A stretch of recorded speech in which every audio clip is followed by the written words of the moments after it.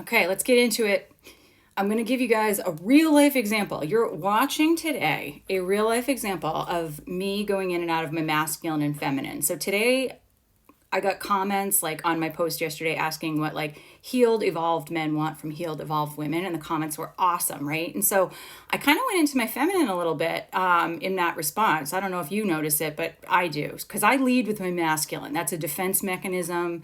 I mean, it is part of my personality. I am a very dominant person, but when I lead with my masculine, I'm controlling the level of emotion that you get to see or experience from me. But if you can get me into my feminine, that's actually like pretty great, and a little bit more of who I am, like authentically to the core. And so you're watching it happen today. And so JD, I love that you pointed out my Starry Night photo, and I responded to you in the comments as to the story behind this, but I think this is a really timely story. So I've had this photo probably almost 30 years. It was framed for me and given to me as a gift. It was a Valentine's Day gift, actually, and it was from my boyfriend at the time. And he was a good one.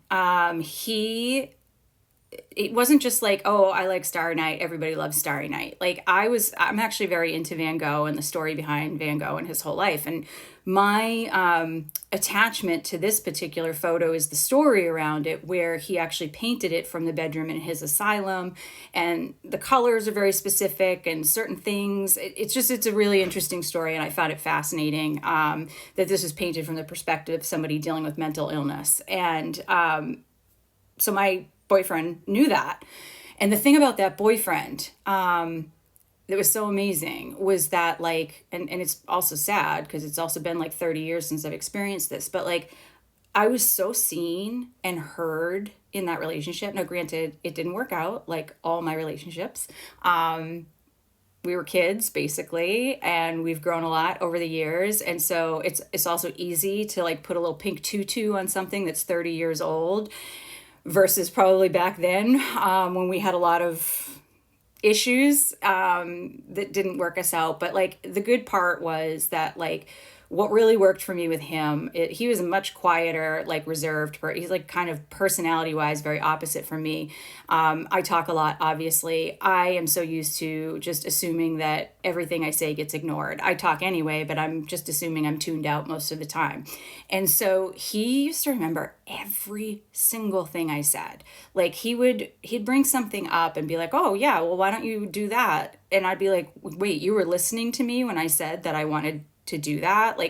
It was shocking to me that anybody was actually listening to any of the things I said, any of any of my dreams, any of those things. And he was great about that. And so this was something he had done and framed and surprised me with on Valentine's Day. And I will tell you that in my entire adult life, this is the most meaningful gift anyone's ever given me. And so it's here and it features prominently for a reason, because it reminds me of being seen and being heard and respected and appreciated for who I was.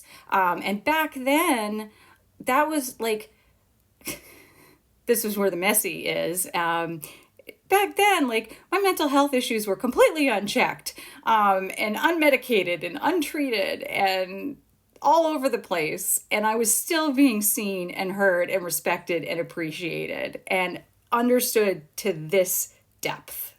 And I treasure that. I have treasured that my entire adult life. And fast forward, he and I are still friends. I value his friendship so much. And see, this is it. This is the feminine, right? Like, I actually just mentioned something to him a couple weeks ago about a lesson he taught me, a really important lesson he taught me, and I was writing about it in my book. And like the fact that like 30 years later we can still reflect on like what we were like as kids, but the fact that we still like appreciate and respect each other and have this deep friendship so many years later, and that we both taught each other things. I think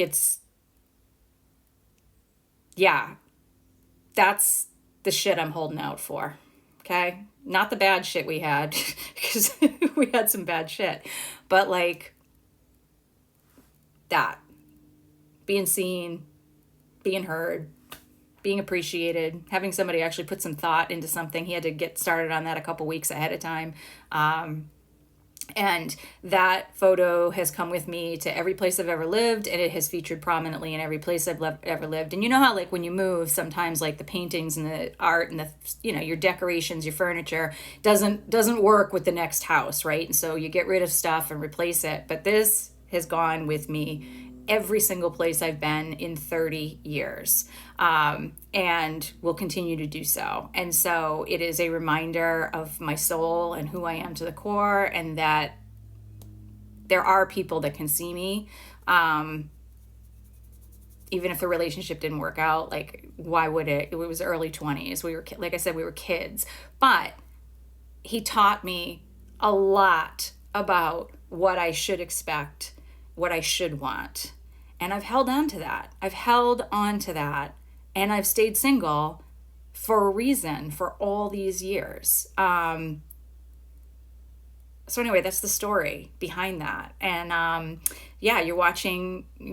this is the reason I pointed out as an example of like watching me go from my masculine to my feminine is because this is what a lot of men talk about, is like they want a woman in their feminine, right? And a woman doesn't go into her feminine unless she's kind of feeling like safe and supported and secure. And if you look at, depending on my content and what the comments are, some of the comments are very incendiary. And so I'm going to come in with masculine. But like the comments today were just very intelligent and thoughtful and peaceful and like just nice. And so like that's the energy I have today. And so I'm in this where I can get a little weepy, and really have this fond memory of somebody who taught me what it should feel like to be in a safe space. So I keep that. I keep that as a reminder of this journey that I'm on, and what I'm holding out for. Whether I get it or not is irrelevant. But the fact that I haven't settled for less than that, that's not irrelevant. That's really important.